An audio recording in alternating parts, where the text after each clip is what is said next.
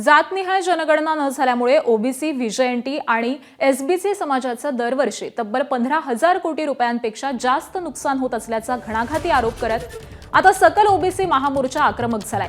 केंद्र सरकारनं ओबीसींसाठी स्वतंत्र मंत्रालय निर्माण करावं आणि तातडीनं जातनिहाय जनगणना करावी या प्रमुख मागण्यांसाठी आज भंडाऱ्यामधून 5वी मंडल जनगणना यात्रा निघणार आहे। विदर्भामधील सर्व 11 जिल्ह्यांमध्ये फिरून ओबीसी समाजाला एकत्र आणणं आणि सरकार विरोधात जनप्रबोधन करणं हा या यात्रेचा मुख्य उद्देश आहे। विदर्भातील 11 जिल्ह्यांमध्ये फिरणारी ही यात्रा 9 ऑगस्ट रोजी चंद्रपूरमध्ये धडकणार असून भंडाऱ्यातून या यात्रेचा शुभारंभ होणार आहे। विशेष म्हणजे काँग्रेसचे नेते विजय वडेट्टीवार या यात्रेमध्ये सहभागी होणार आहेत। मात्र काँग्रेसचे ज्येष्ठ नेते नाना पटोले या यात्रेत सहभागी होणार नसल्यामुळे राजकीय वर्तुळात आणि ओबीसी बांधवांमध्ये जोरदार चर्चा रंगली आहे।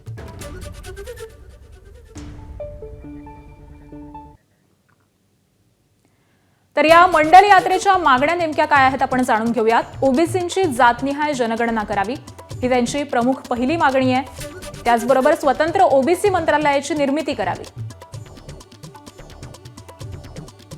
ओबीसींना हक्काचं बजेट देऊन पूर्वीच्या सवलती घ्याव्या अशी देखील त्यांची मागणी आहे।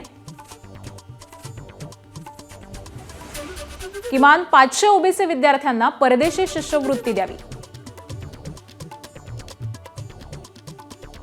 त्याचबरोबर शेतकऱ्यांसाठी स्वामीनाथन आयोग लागू करून योग्य हमीभाव द्यावा अशी देखील मागणी या मंडल यात्रेच्या माध्यमातून केली जाणार आहे।